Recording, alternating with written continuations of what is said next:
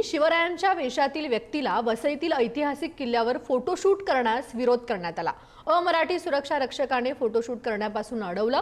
तुम्ही मराठी माणसांना का अडवता असा संतप्त तरुणाने सवाल केला। किल्ल्यावर मद्यपी येतात त्यांना का अडवत नाही? तरुणाने सुरक्षा रक्षकाला हा सवाल केला। व्हिडिओ सोशल मीडियावरती व्हायरल झालाय। हिंदी में बात करके तो मेरे को तो सम्मान देना चाहिए ना महाराष्ट्र में। मराठी बोल के कितने साल हो गए तेरे को जॉब करके यहाँ पे? 2 साल। कितने साल हो गए? 2 साल हो गए। हाँ, मराठी क्यों नहीं सीखा? मराठी का नाही येत तुला? शिकेगा सर। कधी शिकणार? कधी शिकणार मराठी? हा, नाव दाखव जरा। ब्रिजेश कुमार गुप्ता हा छत्रपतींचे फोटो काढताना हा व्यक्ती कुठे हा वसई फोर्टला असतो बरोबर, सिक्युरिटी गार्ड हा आपल्यासारख्या मराठ्यांना फोटो काढताना थांबवतोय। याचं काय केलं पाहिजे? आणि बोलतो हक्काने मला मराठी येत नाही। देखिए अभी ओके, मला बोलले असं काय काय बोलला? कोण बोलला?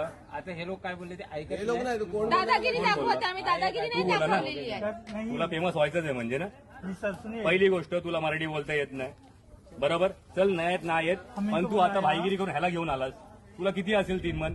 आता लक्षात ठेव, तुला फेमस तर करणार आणि तुला या जॉब असणं तर जावं तर लागणार। आणि तुम्ही छत्रपतीला मान आहे ना इकडे देत नाहीत ना।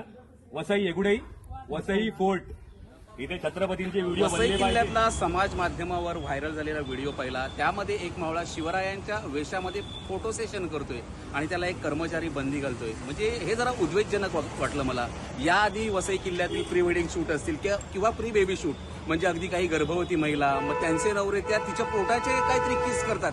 हे सगळं आपत्तीजनक व्हिडिओ व्हायरल होत असताना जर एखादा मावळा शिवरायांच्या वेशामध्ये प्रबोधन करत असेल तर त्याच्यात गैर काय आहे?